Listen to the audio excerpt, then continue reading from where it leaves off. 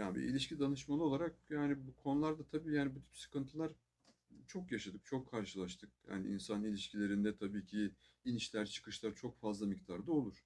Yani bunların olması, olmaması yani aslında temelde ilişkilerdeki inişin çıkışın olması sağlıklı olduğunu gösteriyor. Şimdi sağlıksız bir ilişki aslında stabil olan. Hani ilişkiyi ne bitirir dedik ya.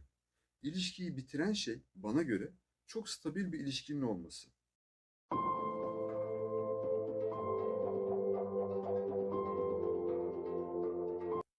Yani tabii bu insanın tercihine de bağlı. Şimdi stabil ilişkinin ilişkiyi bitirme mevzusu insanların beklentileriyle alakalı. Mesela stabil ilişki neden ilişkiyi bitirir bana göre? Çünkü insanlar heyecan arayışındadır.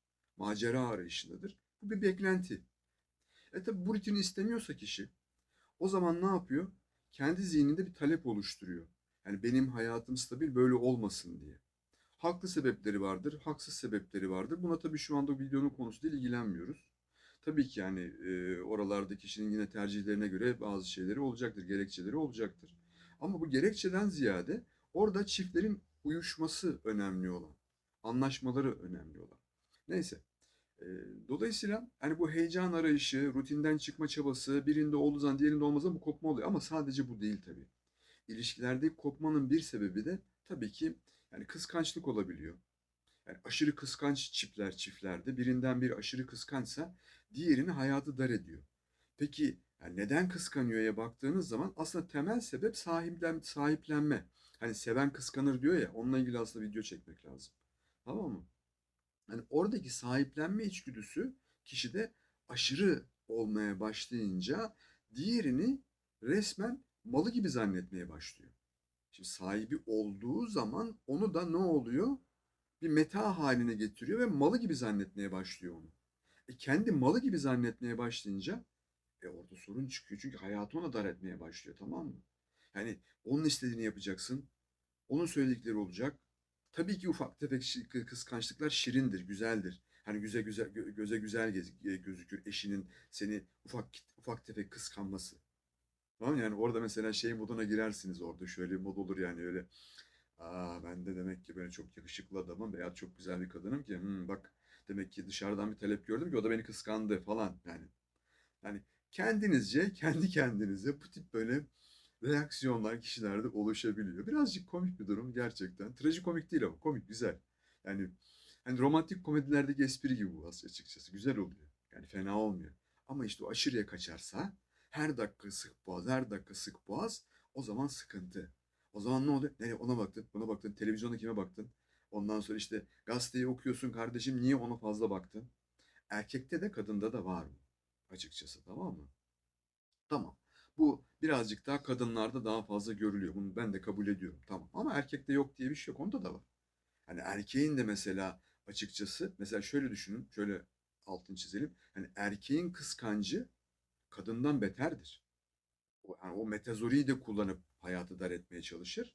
O zaman tabii oradaki olay artık şiddete kaçmaya başlıyor. Baskıcı bir anlayış. Resmen faşizan bir rejim içerisinde evlilik götürürsün kadın olarak. Yani kadının kıskançlığı öyle değil. Onunki pasif agresyon daha çok. Hani nasıl pasif agresyon? Falan böyle sırtını dönmeler, sabahleyin surat asmalar bilmem neler. Pasif agresif hareketler kadın sergiler ama erkekte gidiyor öyle. Erkek agresif hareket. Hem pasif agresif hem agresif hareket sergileyebilir.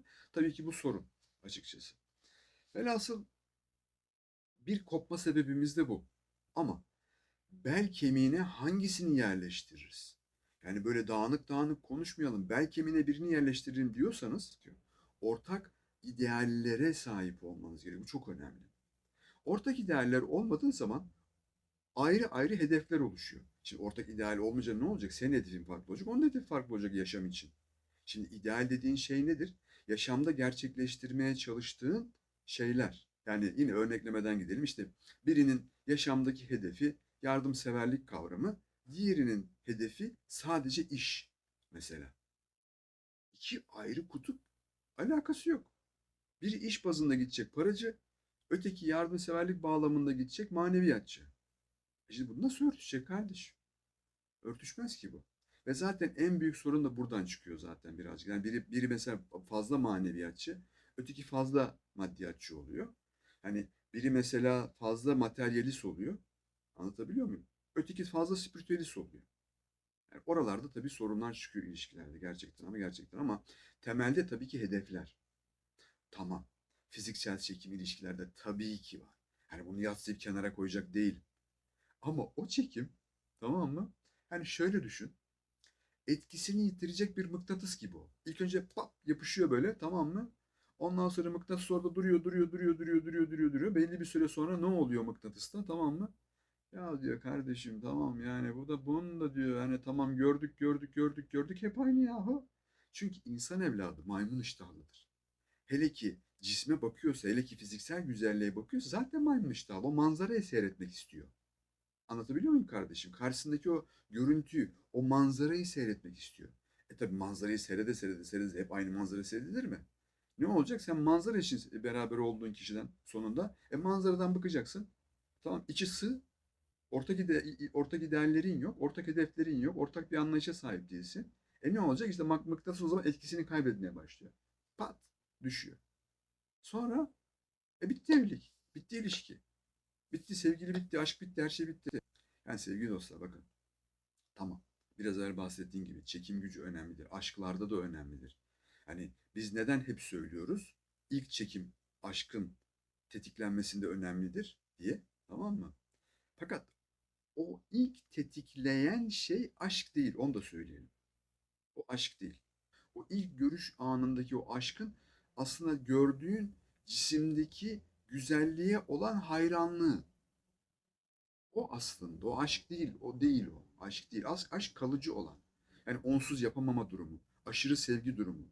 Tamam mı? Aşkın sevgi durumu. Tamam mı? Yüksek sevgi durumu. Bu. Tamam mı?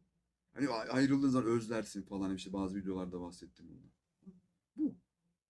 Ama yani bunun bu şekilde olması tabii ki ilişkiyi ilerleten bir durum değil. Ortak idealler her zaman. Yani dolayısıyla hani ilişkiyi kopartan sebeplerden bahsettik. Bel kemiği budur. Ortak bir ideal yoksa sıkıntı yaşarsın kardeşim. İlişkilerdeki bir sorun da tabii ki karşılıklı anlayışsızlık. Yani nedir? İki taraf birbirine karşı anlayışsız olursa, ki bu nasıl oluyor? Yani bir mizansen de canlandıralım bunu. Yani bir taraf mesela o esnada bir şeyi sinirlendi. Diğer tarafta ne yapıyor o esnada? İki şekilde refleks sergileyebilir. Biri der ki ya bu sinirli. Yani şimdilik ben bunu alttan alayım, tamam mı? Daha sonra yani konuşurum onunla. Ne olduğunu anlamaya çalışırım. Güzel. Bir de ikinci şekli var bunun, tamam mı? Karşı taraftaki insan sinirli tavırlar takındı. Belki de sana bile sinirlendi. Başka bir şey sinirlendi. Sana faturasını sana çıkartıyor o esnada. Tamam, faturasını sana çıkartması güzel bir şey değil de hani eşisin, ne yapacaksın? Ama onu orada tolere edebilmen gerekiyor. Sen onun eşisin. Hep mi tolere edeceğiz? Şimdi oraya girmeyelim. O video bayağı uzar oradan lütfen. Tamam mı? Tamam. Neyse. Şimdi orada iki tür insan çıkıyor. Biri feminist, diğeri maço. Bana göre her ikisi de aynı, söyleyeyim. Yani bir maço erkekle feminist bir kadın arasında bana göre hiç fark yok. Açık açık söyleyeyim. Hani feminizm, kadın hakları falan mevzusuna girersek çok uzak. Onunla ilgili ayrı video koyarım gerekirse. Bana göre nedir? Hani bahsederim bundan da. Ama evliliklerde biri feminist tavır sergiliyorsa ve bunda aşırıya kaçtıysa, diğeri de maço çevirisi tavır sergiliyorsa, bunda aşırıya kaçtıysa, onların evlilikleri kabus. Yahu bildiğin kabus, kabus olur o kabus. O onu yer, bu bunu yer. O onu yer, bu bunu yer. En sonunda biri ötekini yiyemez vaziyete geliyor. İllallah diyor. Tamam mı? O da öldüğünde kurtulabiliyor. Bu böyle kardeşim, ciddi anlamda. Yani işin şakasını yapmıyorum. Ciddi söylüyorum. Tamam, yani bu tip ilişkilerde gerçek anlamda bir danışmanlık hizmeti alınması gerekiyor. Neyse. Sonuç olarak orada böyle bir danışmanlık hizmeti daha iyi oluyor. Sizin anlaşmanızda, uyuşmanızda, ama yine de çok zor olur. Çünkü yani oradaki o feminist tavır, oradaki o macho tavır, oradaki anlayışı öldürür. Şimdi feminist tavır nedir şu? Bu erkek olarak hayırdır ya? Ha? Sen ne oluyor? Erkeksin diye, tamam mı? Tepeme mi çıkacaksın lan? Ha, hayırdır? Ha? Onlar da bu çemkirmeye başlar, bilmem ne falan. Farkında değil o esnada. Şimdi kadın hakları çerçevesinde feminist tavrını ortaya koyuyor ama dikkat ettiğiniz zaman aslında o feminist agresif tavır, sen kimsin, ben kadınım, haklarım var bilmem ne falan. Senin maço erkekten ne farkın kaldı? Aynı işte. Maço erkek hakeza aynı. Tamam mı? Kadın bilmem ne, elimin tersiyle kodu mu falan filan anlatabiliyor muyum falan. O da bela. Yani dolayısıyla karşılıklı anlayışı öldüren şeylerden biri de budur. Yani kendi haklarınızı savunduğunuzu düşünürsünüz ama o esnada bir hak savunuculuğuna ihtiyacı yok karşınızdaki insanın kardeşim. Bunu bir anlasana yahu. O esnada öyle pankart açıp üzerine yürümene gerek yok ki. Zaten adam sinirli veyahut da karşındaki kadın zaten sinirli. Sonuç olarak ilişkileri neden kopartacağından bahsettik. Mümkün olduğu kadar birkaç konuya girmeye çalıştım. Bu ilişkinin yapısına, tabiatına göre, insanların anlayışına göre bu konular çok değişir. Kendi adıma en fazla karşılaştığım konulardan bahsetmeye çalıştım. Ama dediğim gibi tekrar videonun sonunda da bahsediyorum. Bel kemiğini oturtturabileceğim tek konu vardır. Ortak ideallerdir.